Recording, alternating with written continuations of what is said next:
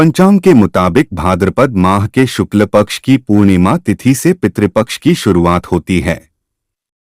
यानी कि 17 सितंबर से पितृपक्ष शुरू हो रहे हैं, जो 2 अक्टूबर तक चलेंगे।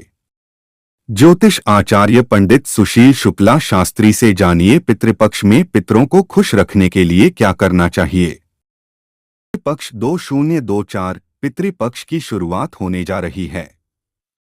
पितृपक्ष में पितरों को खुश करने के लिए लोग तरह तरह के जतन करते हैं, तरह तरह के उपाय करते हैं। ज्योतिष आचार्य पंडित सुशील शुक्ला शास्त्री से जानते हैं कि पितृपक्ष में तर्पण करने का क्या तरीका होता है।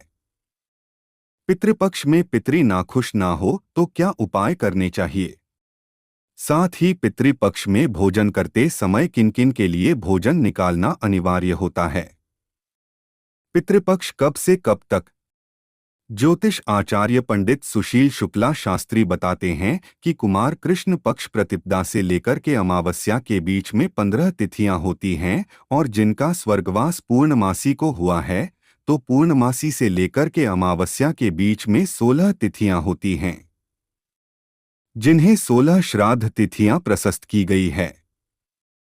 इस बार पितृपक्ष 17 सितंबर से लेकर के 2 अक्टूबर तक रहेगा। ऐसे लोग पितृपक्ष में जरूर करें ये काम। ज्योतिष आचार्य पंडित सुशील शुक्ला शास्त्री बताते हैं कि जो लोग अपने पितरी को गयाधाम लेकर नहीं गए हैं, ऐसे पितर पितृपक्ष में अपने अपने घरों में याद करके आते हैं। ऐसे लोगों के लिए नियम है कि घर के सामने एक छोटा सा चबूतरा बना ले, वहां गोबर से लीप लें, वहां तिल, उड़द की दाल और चावल और पीला फूल छोड़कर के उनको बैठाएं और घर के जो सयाने पुरुष हैं वो स्नान करके तिल से पितरों का तर्पण करें, जौ से ऋषियों का तर्पण करें और चावल से देवताओं का तर्पण करें। यानी 3-3 अंजुलि कुल 9 अंजुलि तर्पण प्रतिदिन करते रहें। जिस दिन जातक की जो तिथि पड़े उस तिथि को विशेष रूप से तर्पण करें, हवन करें और भोजन बनवा करके पूरा भोजन उस चबूतरा के पास निकाल करके जल घुमा दे और ब्राह्मण भोजन कराएं। अपने हिसाब से जो यथाशक्ति दान पुण्य हो सकता है वो करें तो पितरों को मिलता है।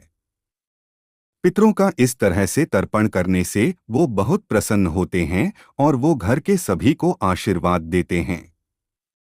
जिन घरों में पितरी आते हैं, जिनका तर्पण नहीं होता है, वहां पर अशुभ होता है, वो श्राप भी देते हैं। घर में नकारात्मक ऊर्जा प्रवेश होती है, इसलिए ध्यान रखें कि पितरों का 16 दिन तक तर्पण जरूर करें। जिस तिथि को प्राणी का देहांत हुआ है उस तिथि को तर्पण करके विशेष रूप से उड़द की दाल का पकवान और चावल दाल पूरी सब्जी जो घर में बने सब भोग लगाएं तो पितर बहुत प्रसन्न होते हैं, उस घर को आशीर्वाद देते हैं। इस तरह से पितरों की पूजा होती है। तर्पण करने के लिए अगर नदी तालाब हो तो स्नान कर लें, वहां तर्पण करें। ये सुविधा नहीं मिलती है तो घर में एक परात रखें, दक्षिण दिशा में फिर कर बैठ जाएं और सामग्री तिल, जौ, चावल, सफेद फूल सामने रख लें और दक्षिण की ओर घूम करके तिल से 3 बार पितरों का तर्पण करें। फिर पूर्व की ओर घूम करके चावल से देवताओं का तर्पण करें। फिर उत्तर दिशा की ओर घूम करके जौ लेकर के ऋषियों का तर्पण करें। 3-3 अंजुलि लेकर तर्पण करें। पितरों का जिनका नाम याद है उनका नाम लेकर, उनके गोत्र का नाम और उस जातक का नाम लेकर के तर्पण करें। जिनका नाम नहीं मालूम है बस याद कर करके सबको याद करके तर्पण करें तो पितरी बहुत प्रसन्न होते हैं, घर में शुभ आशीर्वाद देते हैं। पितृपक्ष में इनके लिए जरूर निकाले भोजन। पितृपक्ष में 5 ग्रास निकाले जाते हैं। पहला ग्रास ब्राह्मण भोजन कराना पड़ता है, दूसरा गाय को भोजन देना पड़ता है, तीसरा कुत्ता को देना पड़ता है, चौथा कौवा को देना पड़ता है, पांचवा जीव जंतु के लिए सड़क के किनारे रख करके जल घुमा करके प्रणाम करें तो उससे भी पितरी लोग बहुत प्रसन्न होते हैं। 5 ग्रास निकालने के लिए नियम है कि पूजन करने के बाद जब भोजन बन जाता है तो पहले गाय के लिए निकालें, फिर ब्राह्मण को खिलाओ, फिर कुत्ता के लिए, कौवा के लिए, जीव जंतु के लिए निकाल दें। कुछ जगह एक साथ ही गाय के साथ ही सबके लिए भोजन निकाल दिया जाता है। घर में हो रही ये 6 घटनाएं पितरों के खुश होने का देती हैं संकेत। इनसे ही दूर होने वाले हैं सभी कष्ट। पितृपक्ष शुरू होने जा रहे हैं। पितृपक्ष पितरों के ध्यान रखने का खास दिन है।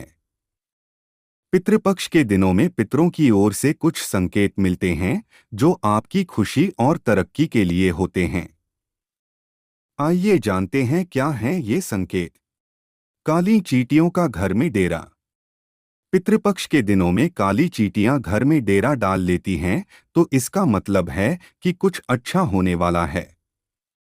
इसलिए इन दिनों में घर में दौड़ रही काली चींटियों का ना मारें बल्कि उनके खाने के लिए आटा गिरा दें। कौए का छत पर बैठना।